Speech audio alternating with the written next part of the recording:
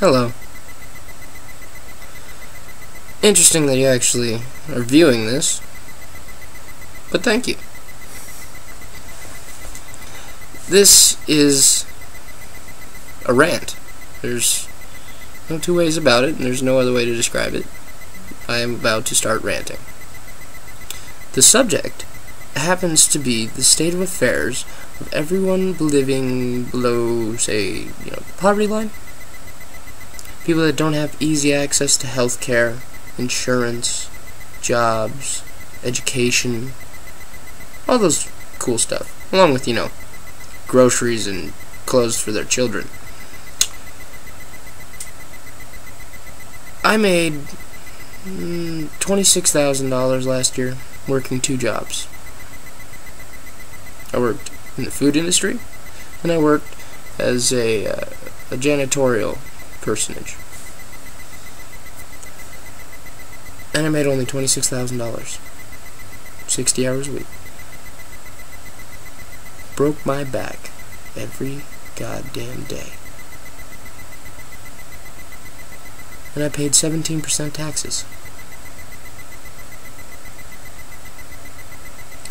Meanwhile, the creme de la creme, the uber rich, managed to skate on just about the same percentage, even though they make exponentially larger amounts of money than me. And Obama, our esteemed president, has been promising legislation that would dictate higher taxes for those who have incomes above $250,000. Not surprisingly, the people that make over $250,000 are complaining. Where the hell do they get the balls? Do you need $250,000 to live every year? I don't think so. I managed to do it on 26. Do you need 3 houses? Does your dog really need a diamond collar? Do you need to go on vacation every other month? No. Nobody but nobody needs all that.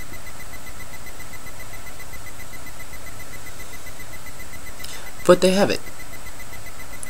Now, some may be saying that, well, Danny, it seems like you're encroaching upon socialism.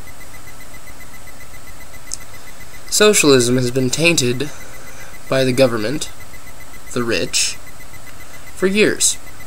Just like communism. Communism is not a bad idea. However, it has been manipulated by evil people before. And because of that, the Red Scare continues. Somehow socialism got thrown in the mix with communism, and now everyone sees it as the antithesis of modern society. At least in America they do. Because America is the land of the free, which means you are free to rot and die as the rich step over you with disgust and look at you as if it's your fault. I live in South Buffalo. I teach inner city kids to study for their GED. And these kids come from abusive, broken, or abandonment homes. They have little to no family structure, and what is there is so strained and overworked, if they can find work, that there's no stability to be found. These kids come in every day. Well, not all of them every day, but they try. But when they come in, you can see it in their faces, and when they actually do manage to talk about what's going on with their lives, they have such pain, and it's horrible. And because of their situation or their fate or karma or whatever other intangible forces that have dealt them this shitty ass hand in life. They lack basic skills for interacting in society. Multiplication, division, use of fractions, percents, the ability to phrase words properly on paper. And society doesn't care. Society could give two shits or a fuck. I've dealt with bureaucrats who care more about attendance records than children actually learning and developing. Because without those attendance records, they don't get the bonuses. They don't look as good. They don't get to get reelected and keep their cushy, high-paying, high-esteemed job. Now, I'm not painting all politicians and all people that are in power as bureaucrats or as selfish, self-centered pigs. But the majority. This society is founded by the rich, for the rich. In 1776, like it or not, the people that signed the Declaration of Independence were some of the richest people on this continent. Surprised? You shouldn't be. That very same small minority has been controlling the majority of the populace with almost unchallenged rule for 230 some odd years.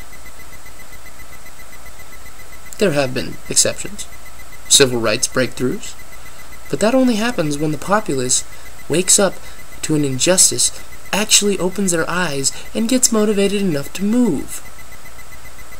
The trouble is, I don't think that my generation has the guts or the motivation. They are languishing. The situation that has been set up against them does not allow independent thought, if you would. But what do I know? I'm just a pup. Don't take my word for it. Look around. And by now, most of you have probably clicked off this video and dismissed me as a fool. But there may be some of you still listening, and for that I appreciate it. Because every person that wakes up is one more person towards the country waking up.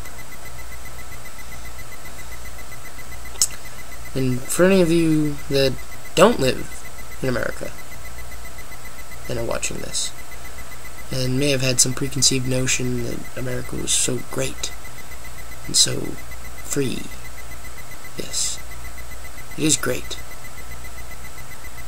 It is free. But like I said, it is great for the few, and it is free to die, free to rot, free to fail. 5% of the population holds 95% of the wealth, and they're not letting go.